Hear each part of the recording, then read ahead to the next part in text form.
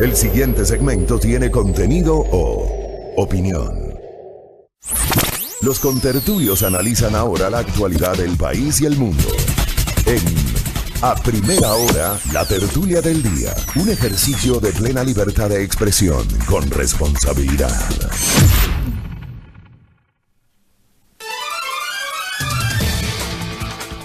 6 de la mañana con 16 minutos. Le damos ya la bienvenida al contertulio. ¿Cómo estás, contertulio? ¿Qué pasó hoy? Hola, contertulio. Buenos días. Buenos días, DJ. Buenos días a todos los amables televidentes y oyentes. Bueno, ayer fue una jornada súper dura a nivel laboral, ¿no?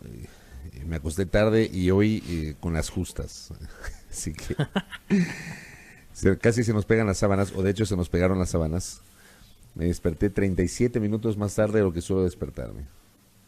Pero igual estamos aquí al pie del cañón, el contertulio nos ha ayudado, llegó puntualito, lo cual celebro, permíteme felicitarte públicamente, y empezamos el noticiero. ¿Cómo estás? Lo mío es ocasional, lo mío es ocasional. Últimamente el que más ha repetido los atrasos es Vela. No, eso es falso, eso es una mentira. ¿Cómo estás? Oye, antes de empezar con el comentario... El que más se atrasa aquí es otra persona.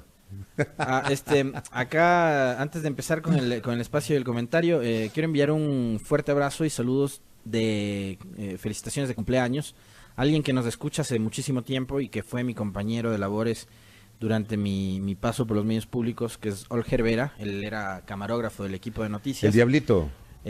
Mi querida vieja, nos oyes todos los días, estarás seguramente en Guayabamba, en tu propiedad, así que te mandamos hasta allá un fuerte abrazo, te queremos mucho, te estimamos mucho, eres un gran amigo, fuiste un grandísimo compañero durante la etapa en los medios públicos, así que te mandamos un fuerte abrazo y feliz cumpleaños. Me sumo al querido Olger, al Diablito, el cariño, el afecto de siempre, camarógrafo de la vieja guardia, gran persona, sobre todo, excelente camarógrafo, mejor ser humano. Sí, así que le envío igualmente un abrazo, porque además él nos escucha siempre y obviamente no se despega de la señal de los contertulios en la mañana. Muy bien. Así es. Muy bien, contertulio. ¿Cómo estamos? ¿Cómo llegamos este miércoles mitad de semana? ¿Con qué empezamos? A ver, ayer hubo noticia en la asamblea por varias razones, ¿no? Finalmente el CAL se reunió en horas de la mañana, decidió calificar el proyecto económico urgente, que tiene un nombre larguísimo, y derivarlo a la Comisión de Régimen Económico y Tributario, que es presidida por Daniel Mendoza, cosa que, digamos, no nos coge mucho de sorpresa. Durante los 2 primeros años de administración en la Asamblea se dio esa particularidad de que se enviaban los proyectos económicos a la Comisión de Desarrollo Económico, porque la de régimen estaba presidida por Pavel Muñoz, que es afín a la Revolución Ciudadana y al expresidente Correa. Entonces el gobierno, obviamente, y sus aliados preferían derivar los proyectos de ley hacia una comisión que sea no solo presidida, sino donde también tengan mayoría, ¿no? Que era la de Desarrollo Económico, donde estaba Esteban Albornoz, Jimena Peña, Daniel Mendoza, César Ron, algunos cuadros que son afines al gobierno de Moreno, ¿no? Entonces, Ron está en esa comisión. Ron está en Desarrollo Económico. Eso estoy diciendo. Enviaban a Desarrollo Económico, donde de acuerdo. Creo que también estaba durante la etapa anterior Patricio Donoso. Estaba Patricio Donoso en Desarrollo Económico. Claro, entonces como eran aliados del morenismo, entonces derivaban las... Pero ahora ya cambió la lógica. A partir de mayo se reestructuraron las comisiones.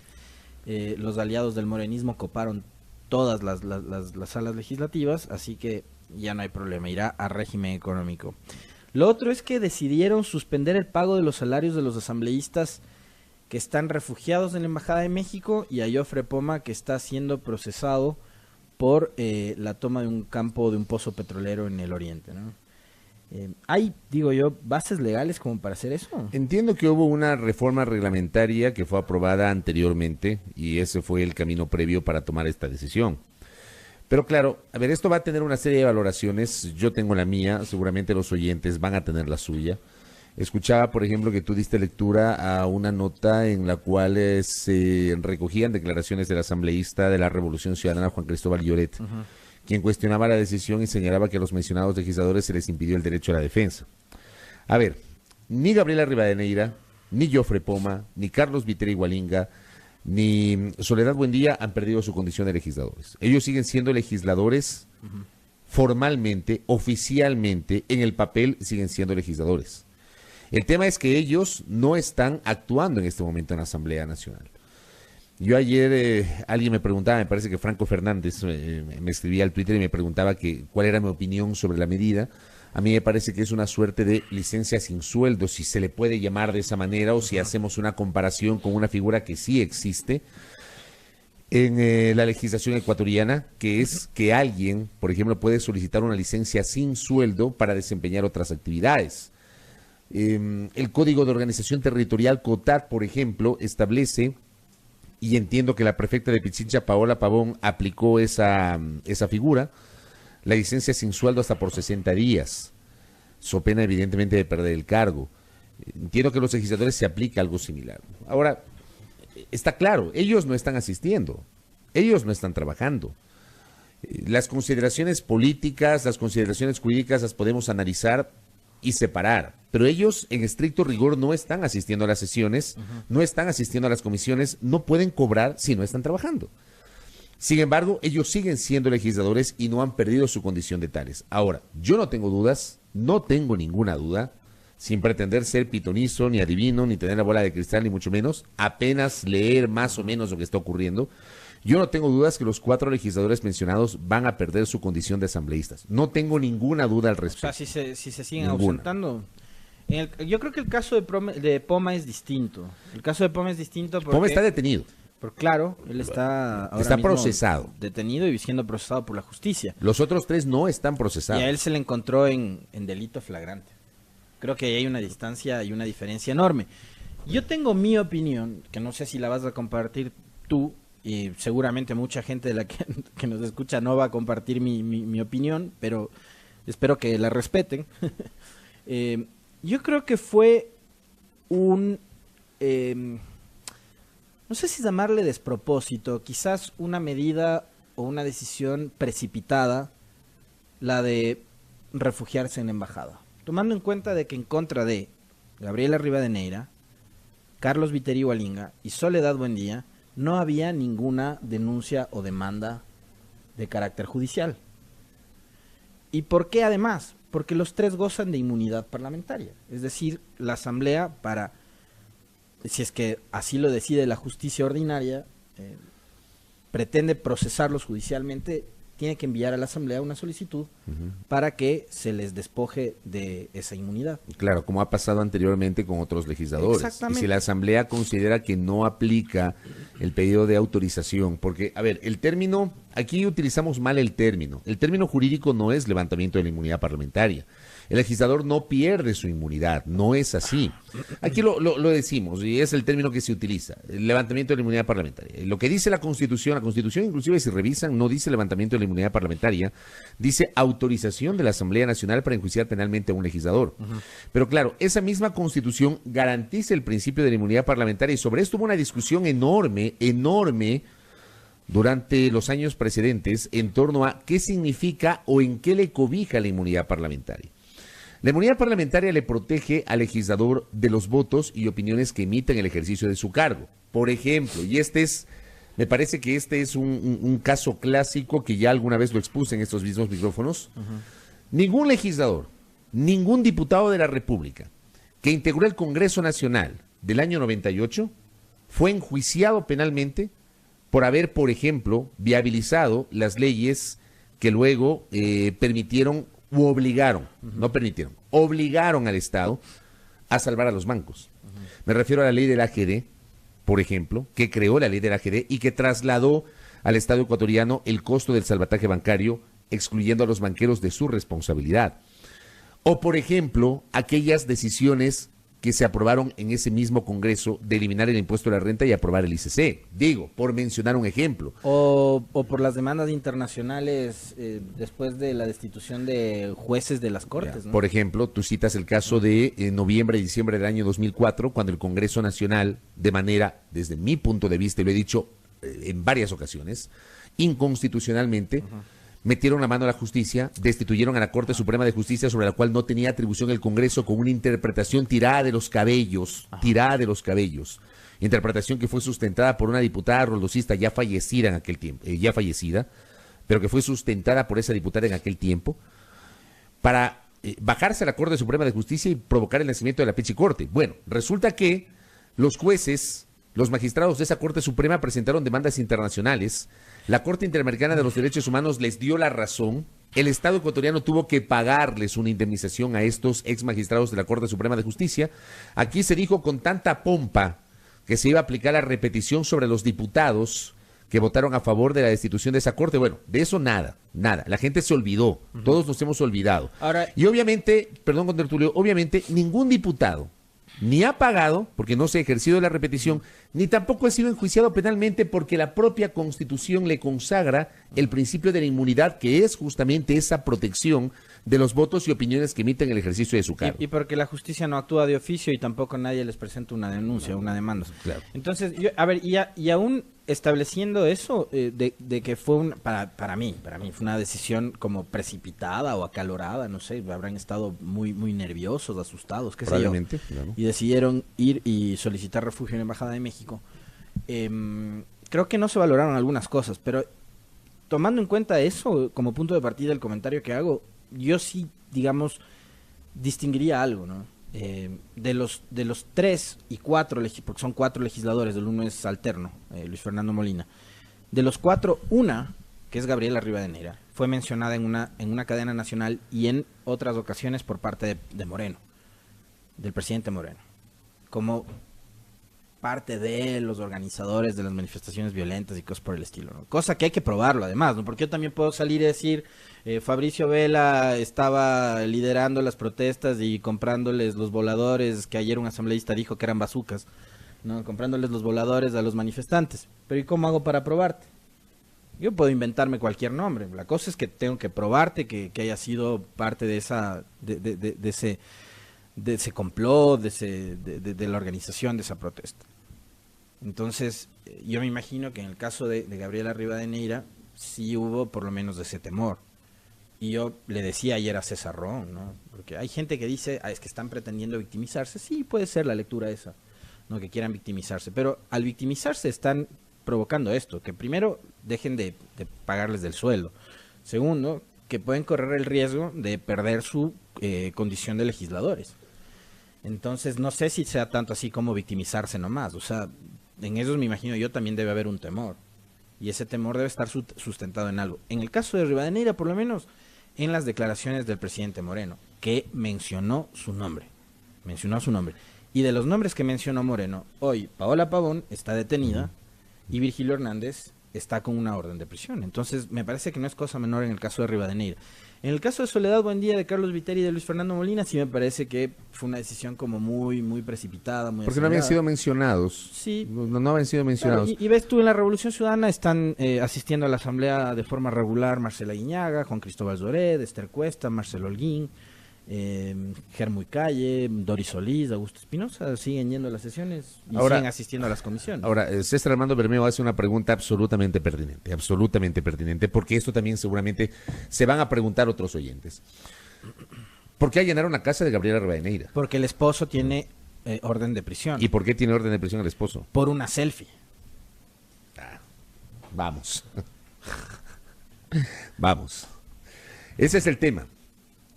Yo coincido contigo. Además, a propósito de otra inquietud que hacía un oyente, un comentario que hacía un oyente. Por eso, ese día que fui al arbolito a hacer reportes, no me saqué ni una selfie, ¿no? Y después van a pensar que, claro, voy al arbolito, hago un reporte porque la gente, ¿y por qué no están en la calle? ¿Y por qué no van a las protestas? Que no sé qué. Entonces les dimos gusto, nos fuimos al arbolito a hablar con los líderes indígenas. Hablamos con una de las mujeres líderes indígenas, la señora Luisa Lozano. Yo dije, voy a hacerme una selfie aquí en el arbolito, pero después dije, esa foto se sube a la nube. Claro. Le encuentra, no sé, el crudo o quien sea que trabaje ahora para el Ministerio de Gobierno y dice, Moncayo estaba ahí en su bicicleta comandando la revolución. O sea, mira tú, sería interesante saber lo que tú dices, sería interesante que conocer cuál es la razón de fondo para que en este caso el cónyuge de la expresidenta de la Asamblea Nacional tenga una orden de prisión y la razón por la cual allanaron la casa de la presidenta de la Asamblea. Ahora, hay una selfie de Luis Flores, pero es por eso. Que está en una de las manifestaciones. Tengo entendido que los celulares tanto de Gabriela Rivadeneira como de Luis Flores y de otras personas más, Cristian González, Paola Pavón, Virgilio Hernández, gente vinculada a la Revolución Ciudadana han sido interceptados, ¿no? Yo- Eso está yo- en las notas. Sí, de acuerdo. Ahora, sobre un comentario que hacía un oyente que decía que vamos, o sea, no tengan dudas que les van a autorizar el enjuiciamiento penal, pero eso no se hace de un día para otro. Amigos y amigas, eso, y yo por eso sí le doy la razón al contertulio cuando dice probablemente se apresuraron. Sí, porque si no tienen orden de prisión, si no hay un proceso judicial en marcha, y digamos que empiece ese proceso judicial, la Corte tiene que solicitar autorización a la Asamblea, y eso no se hace de un día para otro. No se hace de un día para otro. O sea, no es que era inminente que eso iba a pasar en esos minutos y por ello los mencionados legisladores decidieron refugiarse en una embajada. Eso no se hace de un día para otro. ¿Ya? Y no los iban a poder detener, a diferencia de Jofre Poma, que en el caso de Jofre Poma sí se trata de un delito flagrante. Y para el caso de los delitos flagrantes, ahí sí no aplica el principio de la inmunidad. Si un legislador, mañana o pasado, resulta que aquí al frente es detenido porque resulta que en ese momento había disparado un arma y asesinado a una persona, eso es un delito flagrante. O si un legislador encabeza una banda de delincuentes y se mete a la farmacia que está al frente y asalta, y en ese momento lo detienen, eso es un delito flagrante. Allí no aplica el principio de la inmunidad parlamentaria y no se requiere autorización de la Asamblea Nacional para enjuiciar penalmente a ese legislador. Entonces, digamos que son aspectos que hay que tomar en cuenta. Ahora, evidentemente habrá alguna gente con mucha razón que plantee sus dudas y que va a darles la razón a los mencionados legisladores por haber optado por estas decisiones que nosotros podríamos considerar apresuradas. ¿Por qué? Porque resulta que evidentemente hay, me parece a mí, una serie de excesos que los hemos comentado a lo largo del tiempo respecto de las investigaciones y el señalamiento de determinados personajes. Porque yo he sido crítico y me voy a ratificar en lo que dije la semana anterior. A mí me parece que un Estado de Derecho, si hay un proceso que está en indagación previa, si hay una investigación, que además de investigación de suyo es reservada, por favor, lean el Código Orgánico Integral Penal. Yo que no soy abogado, creo que tengo un mejor conocimiento que algunos. Perdónenme que hable en primera persona, pero léanlo. El Código Orgánico Integral Penal establece el principio de reserva durante el proceso de indagación previa. Cosa que no respeta ni la propia Y eso no Fiscalía. respeta ni la propia Fiscalía. Cuando la Fiscalía informa en su cuenta Twitter con fotografías que ingresó y allanó, ¿saben cómo respetan el derecho a la reserva? Poniendo ingresó al domicilio de Gabriela R. Esa es la forma de proteger a las personas. Que además esa norma a mí siempre me pareció una ridiculez. Cuando iniciaron el proceso judicial contra Jorge Glass, el vicepresidente Jorge G. Vamos. O sea, me parecía tan absurda. Esa norma debía estar diseñada para proteger al ciudadano común y corriente. No a los personajes políticos, porque todos sabemos. Son públicos. Ya, cuando pasó lo de Luis Chiriboga Acosta, expresidente de la Federación Ecuatoriana de Fútbol, Luis Che, todos sabíamos que era Luis Chiriboga Acosta. Pero eso es lo único, digamos, que entre comillas se cumple. Porque de ahí en la cuenta Twitter de la Fiscalía publican los allanamientos, las fotografías, los supuestos indicios que podrían convertirse en evidencias, ponen ahí tarjetas de crédito. Sé que algunas tarjetas de crédito que habían sido expuestas en una fotografía que supuestamente eran de un personaje, resulta que no corresponden, pero las ponen ahí en el mismo saco y empiezas a generar un frame en la gente. Unos billetes ahí en un colchón que no sabemos qué cantidad de dinero es. Eran $5,000. Virgilio Hernández ha publicado un post en sus redes sociales. Alguien nos lo recuerda en los comentarios de Facebook. Y sí, ahí Virgilio Hernández, por ejemplo, aclara incluso cuál fue el monto que se encontró ahí y que no fue en su casa. Tengo entendido que ese dinero no se encontró en la casa de Virgilio, por lo que él dice que se encontró en la casa de uno de los militantes. Ya. ¿Y por qué entonces, si Que no las es así, por tarjetas- qué lo publican así? Que las tarjetas de crédito que se exhiben en la fotografía del supuesto allanamiento en su casa no son suyas. Y de hecho, si ustedes hacen un zoom a la fotografía, el nombre de las tarjetas de crédito es Cristian González, no es Virgilio Hernández. Virgilio Hernández aclara incluso cuáles son las tarjetas de crédito que él utiliza, que son 2 y que no eran precisamente las que estaban en la fotografía. El origen de esos recursos, aportes de los militantes a la Revolución Ciudadana. El monto me parece que no supera los $5,000. Que en la casa de él lo que se habían encontrado eran unos pesos argentinos y 200 euros que le habían quedado de uno de sus viajes y que tú lo explicabas el otro de su día. último viaje a España. Claro, que tiene a su hija estudiando en España. Entonces, hay algunas cosas que sí te generan dudas. ¿Y por qué? Digo, ahí tú entiendes y puedes encontrar una justificación de que estos legisladores hayan solicitado el refugio en la Embajada de México.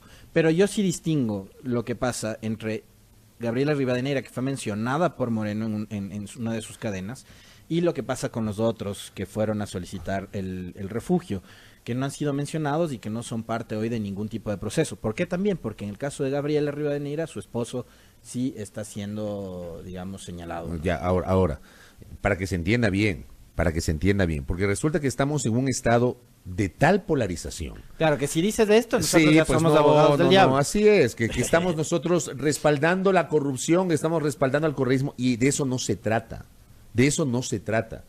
A mí también me pareció desproporcionada la manera como allanaron la casa de Fernando Villavicencio en su momento, y tú recordarás cuando. Y aquí lo comentamos, Creo que fue esto en el 2013. aquí lo comentamos. Si mal no recuerdo, 2013 o 2014. Allanaron la casa de Fernando Villavicencio y lo dijimos aquí. A mí me pareció desproporcionada la manera como la policía ingresó a la casa de Fernando Villavicencio. Señores, no se trata de quién, se trata de por qué y se trata de cómo lo hacen. Y puede ser cualquiera, podemos ser nosotros, pueden ser ustedes. Yo lo que demando como ciudadano y como periodista es el respeto al Estado de Derecho y a la presunción de inocencia de la gente, sea quien sea. Y si luego de una investigación se determina que fulano, sultano, mengano, perencejo es culpable, pues, ok, presenten las pruebas, permítanle que se defienda. Y si las pruebas de descargo no son suficientes, los jueces tienen la posibilidad y tienen la sartén por el mango para sentenciar, para tomar una decisión.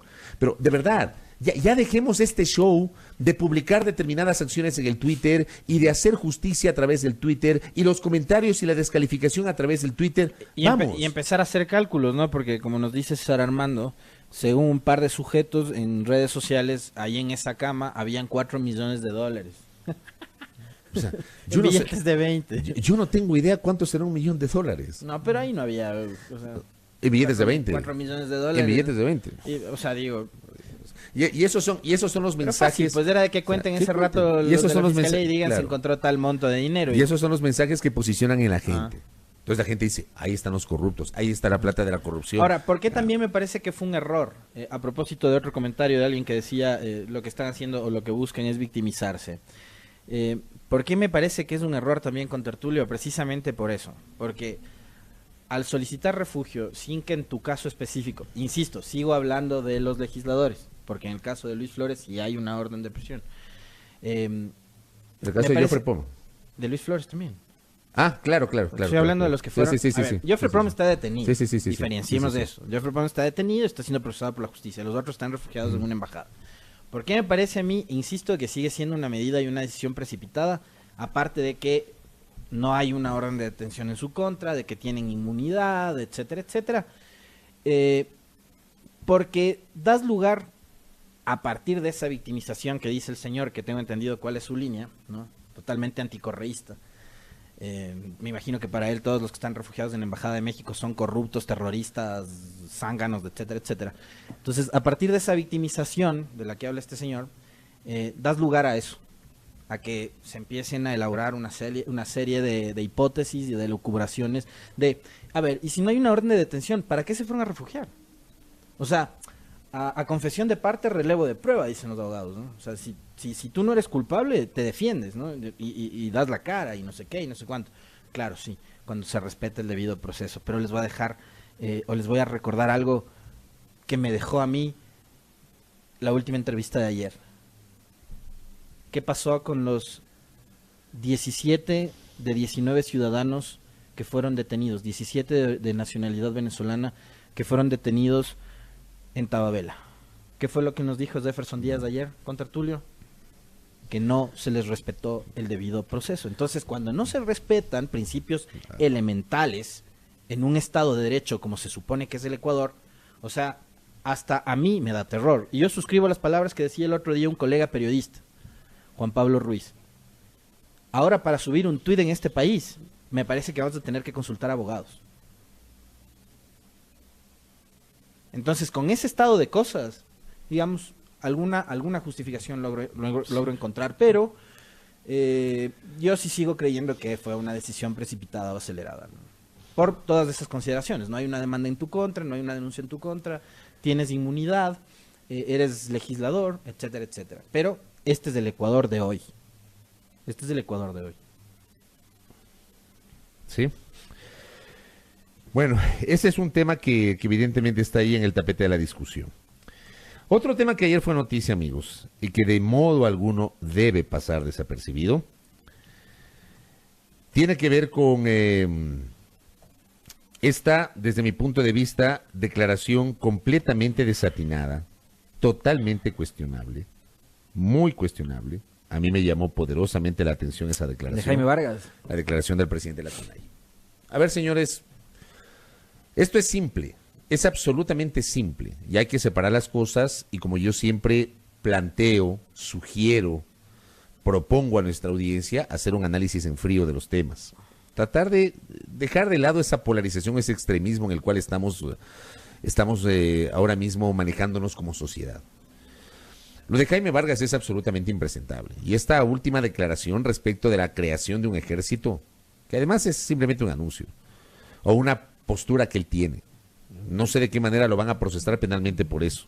A no ser que ya tengan evidencias de que se están armando los indígenas, se están armando su ejército. O sea, igual que con Patiño, pues. O sea, Patiño de una declaración No sé. que fue un discurso ahí acalorado, que nunca se materializó y ya lo procesaron. Entonces, en el caso de Vargas, en el caso de Vargas comete ese desatino. O sea, hace una declaración, Sí, es un pero desatino. no sé si es que ya habrá comprado los tanques de guerra, las metralletas, los camuflajes, los los cascos, escudos, los escudos, las bombas, no sé. Sí. Tienes que materializar el delito para que te procesen, ¿no? Porque si no, no ese- pasa de ser una declaración. Ese ¿no? es el tema, pero vamos desde la génesis. A ver, hace unos días, hace 2 semanas me parece, yo generé un comentario aquí y me voy a ratificar en el comentario. Si bien es cierto, la Constitución que nos rige, la Constitución que fue debatida, aprobada en Montecristi, refrendada por los ecuatorianos en las urnas y que está vigente desde el 20 de octubre del año 2008, consagra los principios de la plurinacionalidad, de la multietnicidad, de la multiculturalidad. Todo esto está consagrado en la Constitución, señores. La Constitución reconoce las nacionalidades que tiene el Ecuador, las reconoce. Pero esa misma Constitución, señores, señala que el Ecuador es un Estado unitario. ¡Unitario! Así como un dirigente gremial de Guayaquil, el presidente de la Cámara de Comercio de Guayaquil, planteó un desaguisado, porque es inconstitucional lo que ha planteado. El debatir que este país, que creo que tiene 275 kilómetros cuadrados, que tiene 24 provincias, que tiene 17 millones de habitantes, que tiene 221 cantones, es un país pequeño. Este país no es Brasil, no es México, no es Estados Unidos, no es Argentina. Pero aquí el presidente de la Cámara de Comercio de Guayaquil planteó el federalismo. Hay que migrar al federalismo, olvidándose que la Constitución señala que este es un país unitario. Así como en lo personal puse mis reparos en mi legítimo ejercicio de la libertad de expresión a esa declaración del señor presidente de la Cámara de Comercio de Guayaquil, también pongo mis reparos y los puse hace 2 semanas a esta declaratoria del estado de excepción indígena promovido por los señores dirigentes de la CONAIE. Porque, ¿cuál es el estado de excepción indígena? El señor presidente de la CONAIE no es el señor presidente de la República. No es que aquí tenemos estados dentro del estado. No es que aquí hay sectores que están bajo el imperio de otras leyes. No es que los mestizos tenemos unas leyes y los indígenas tienen otras. No es que los indígenas tienen unas leyes y los afroecuatorianos tienen otras. No es que los afros tienen unas leyes y los montubios tienen otras. No, no, no. En un Estado de Derecho, y conforme lo dice la Constitución, y tomando en cuenta que ese es un país unitario, las mismas leyes que rigen para los mestizos se aplican para los indígenas, para los afroecuatorianos, para los montubios. Las mismas. Entonces, ni el federalismo que planteó un dirigente gremial, ni el estado de excepción indígena como planteó el presidente de la CONAIE y la dirigencia de la CONAIE. Eso no existe, señores. Y así como estoy señalando, ni el federalismo ni el estado de excepción indígena, señores, ni el ejército privado de los indígenas. O sea, ¿de qué estamos hablando? Una declaración totalmente inoportuna, desatinada en momentos en los cuales evidentemente estamos procurando retomar la paz. Esa declaración del señor Jaime Vargas, así como la declaración de las últimas horas del señor ministro de Defensa Nacional, ambas declaraciones, señores, no abonan de modo alguno a la paz. No abonan. Porque en el caso del señor ministro de Defensa, A mí me parece que ese anuncio de combatir la insurgencia tiene que ir acompañado de información muchísimo más contundente. Porque yo sí temo que aquí se empiece a perseguir a gente que no es y que se reproduzcan casos similares a los de los 10 del Uruncoto. Sí me preocupa eso. Eso no debería ocurrir en un Estado de Derecho que siento no lo tenemos. Y no lo tenemos cuando evidentemente escuchamos a un dirigente indígena planteando la creación de un ejército, pues. O cuando ves que se procesa líderes políticos sin pruebas. ¿De qué estamos hablando? De verdad, ¿de qué estamos hablando? Ahora, que hay un desatino del señor Vargas, estoy totalmente de acuerdo. Creo que el señor Vargas perdió los papeles, perdió el sentido de las proporciones, totalmente, perdió el sentido de las proporciones. El académico y jurista Alejandro Ponce escribía ayer: la derogatoria del decreto 883 no ha traído paz, suscribo. Hoy se habla por un lado de insurgencia y por otro de la formación de un ejército.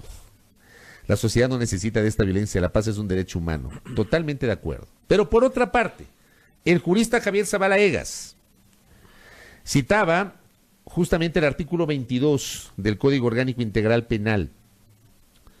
Conductas penalmente relevantes son penalmente relevantes las acciones que ponen en peligro o producen resultados lesivos, descriptibles y demostrables. ¿Por qué advierte esto Javier Zavala Egas?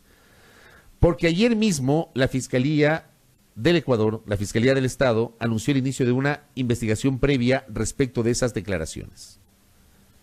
O sea, ahora estamos investigando declaraciones. De verdad.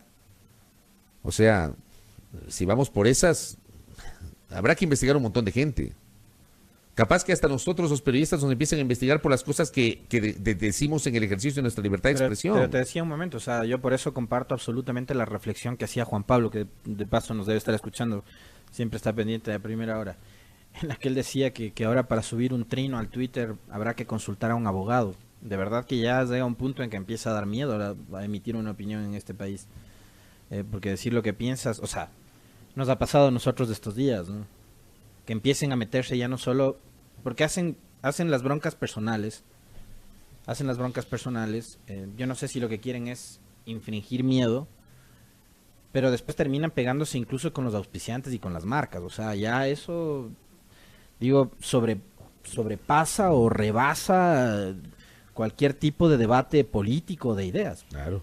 Eso no es un debate de ideas. Eso ya no es un debate de ideas. Cuando empiezas a desprestigiar marcas, a desprestigiar auspiciantes, me parece que ya estás incluso rayando un poquito mal en la cabeza, ¿no? O sea, eso sí me parece que es una barbaridad.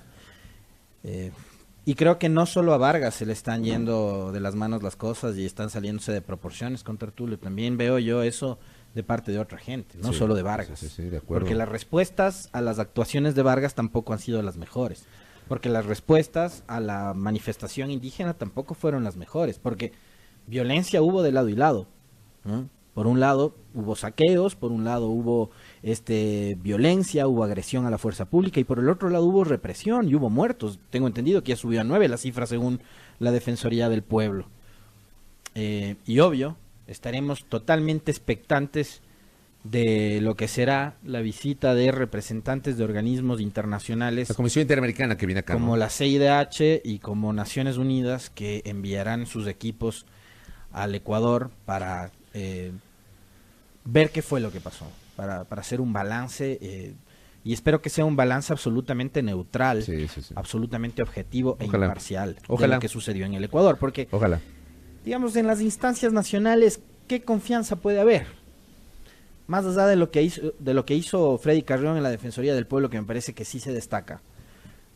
Aquí estuvo cuantas veces le solicitamos su presencia al doctor Freddy Carrión, defensor del pueblo. Estuvo aquí compareciendo en entrevistas, las veces que le solicitamos, dio información. La Defensoría estuvo permanentemente en las calles, estuvo permanentemente en los lugares donde se estaban generando los hechos. Y yo sí saludo el trabajo que hizo la Defensoría. Pero, ¿qué otra institución con Tertulio? Complejo, ¿no? Complejo. A mí de verdad este estado de cosas sí me genera una preocupación. Ahora, también hay que tomar en cuenta otra cosa.